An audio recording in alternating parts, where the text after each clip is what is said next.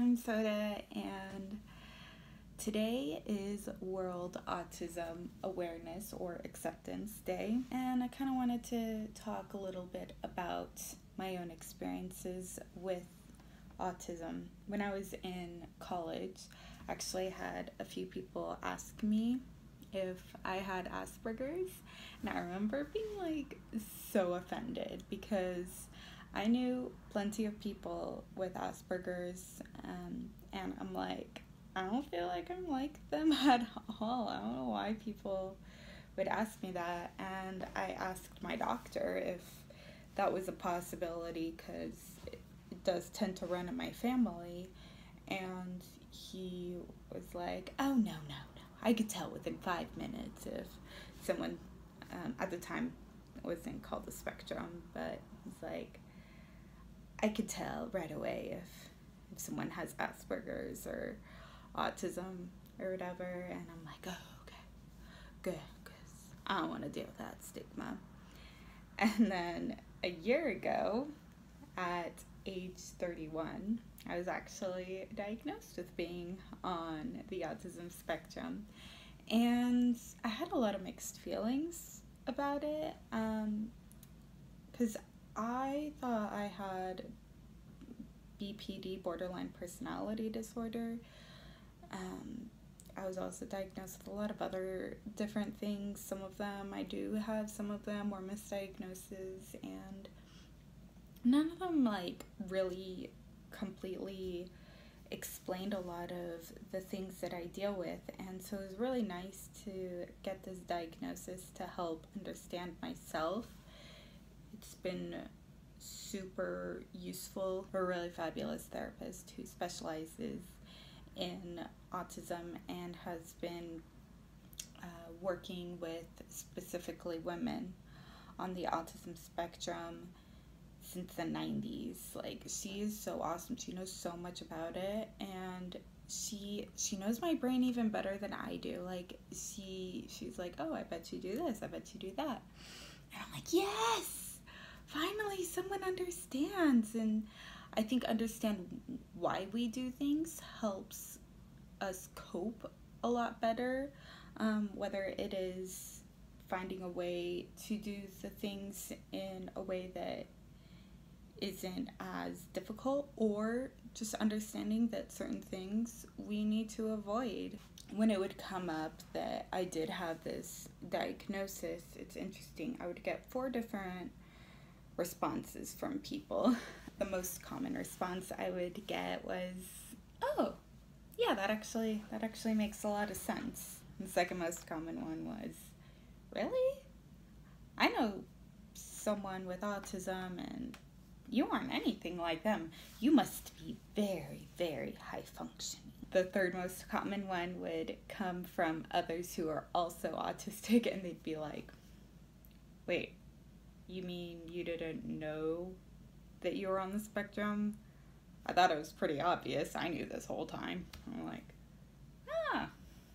okay. And then the fourth one is actually some of my friends that didn't even know what it was. I actually kind of liked when they didn't know what it was, because then it means that they didn't have any specific thoughts of how you're supposed to be or whatever. I don't know if it's because my diagnosis is so new, or because I have so many other diagnoses, or if it's because I don't fit the stereotypical image of autistic. But I do have a hard time really accepting it. But it's so important to recognize that it is a spectrum. There's so many different ways that autism can manifest, just like there's different ways that non-autistics can manifest their personality. I think it's funny when people say how high functioning I must be. I'm actually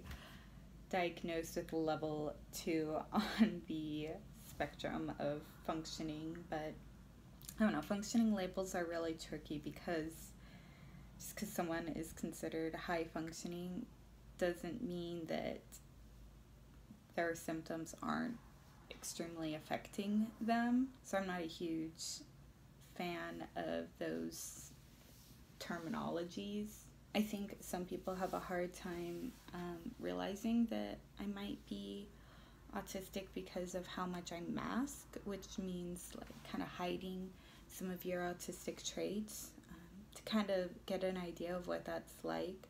If you've ever worked customer service, you know that there are certain rules that you have to follow in how you interact with people.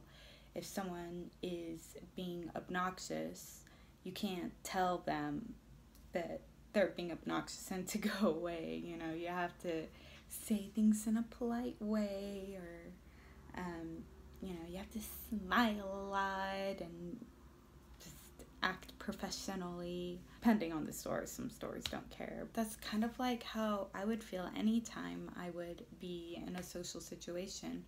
It was so just emotionally exhausting for me, and so I just kind of stopped being social altogether. Like, we're in this quarantine thing right now, and honestly, like, I don't really even notice a difference because I just was never very social. It was just too difficult for me, especially when factoring in my physical health conditions too. Just make me tired all the time. And now I have a newborn, which is why I probably won't end up getting this uploaded until tomorrow. Oh, it's midnight, so yeah. Anyways, I'm just kind of blabbing at this point. This condition has had a really big impact on my life. It's prevented me from doing a lot of things that I would want to do, especially the dyspraxia aspect of my autism, which is more to do with like coordination and sensory issues and such. Like the social issues, like I kind of learned to somewhat navigate through those, but all my sensory issues and my anxiety and my gut issues, all these comorbid conditions that tend to go along with autism, and especially my like executive function ADHD kind of issues, like it's definitely been tough. And it's hard to know what is my autism, what's these other conditions, what's just my personality. Like, I don't even know. So if people say like, oh, would you want a cure for autism? It's hard for me to really answer that question because I don't know what that considers like part of autism. Does it consider ADHD part of it? Does it consider my dyspraxia? Does it include all these other conditions I have? I don't know. I mean, my life is so fabulous right now that I wouldn't want to risk anything changing from how it is, but it took a lot of hardships to get here. And I try not to use my condition as like an excuse to act a certain way, but it is nice when people know and they're able to be a little bit more understanding if I'm constantly forgetting things or have a hard time understanding something. I do want to start making some more autism and mental health related videos on my other channel. We'll see if I end up getting to that. Again, this executive dysfunction issues I have that make it hard for me to actually get things done. But one of these days we'll see.